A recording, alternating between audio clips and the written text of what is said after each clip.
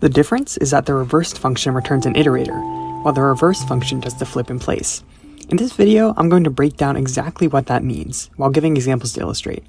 Finally, I'm going to give a weirder, but more powerful method of reversing a list. Ready? Let's go. Here, I have a list of numbers counting up from 1 to 5. My goal is now to print that list in reverse, so that it'll be counting down from 5 to 1. In the first example, I do this by calling the reverse method on the list. The reverse method is a method that is built into every list object.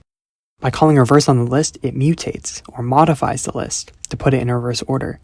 Now, when I print nums, it's reversed as expected. A common mistake when using .reverse is to try to capture a return value from the call. In this example, I assign the return value of this expression to a new variable called reverse_to_nums. When I run the program, you can see that the value of reverse_to_nums is none. This can throw people off, because they expect to get a return value from the .reverse call. But because .reverse doesn't return anything, and instead mutates the object, you could just keep using your original variable directly, without creating a new one.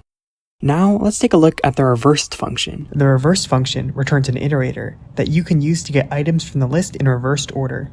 Iterators can be looped over like lists, but they only get each item as it is needed. This saves memory when you have a lot of items to loop through. In this code example, we call the reversed function on our list of nums. We put the return value of this call into a new variable called reverse_to_nums. When we print out reverse_nums, we can see it print out our iterator object as expected. In order to turn this iterator object into a list, I pass it into the list function. Finally, I print out the result of that, and I get my descending list. So, which one should you use? If you're going to want to use the original list later, then you should use reverse, because it leaves the original list unchanged. Also, the .reverse function is only available for lists, and not other things that you might want to reverse, like tuples or strings. Reversed can also be faster if you only want to access part of the reversed list, because you can use the iterator to get only part of the list without reversing the entire thing. .reverse generally doesn't have any advantages, but it can be cleaner if you know you want to mutate the list. Now it's time for the mystery third method. It looks intimidating at first, but when you break it down, it actually reveals an even more powerful method of manipulating lists in general. You're probably familiar with the idea of using square brackets to access an element in a list. In this example, I print out the first element of the list. But you can actually select more than one element from the list using array slicing. Here's a simple example of an array slice that gets the first 3 elements of the list. The first number is the starting index, then we have a colon separating it from the second number, which is the ending index. This ending index is exclusive, meaning that the item at index 3 is not included in the slice. If I omit the first number, then the slice begins from the first item in the list. If I omit the last index, the slice goes until the end of the list.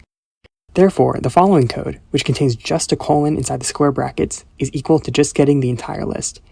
Now it's starting to look a little more similar to the method that we used to reverse the list. But there's one more ingredient to reversing the list with this method.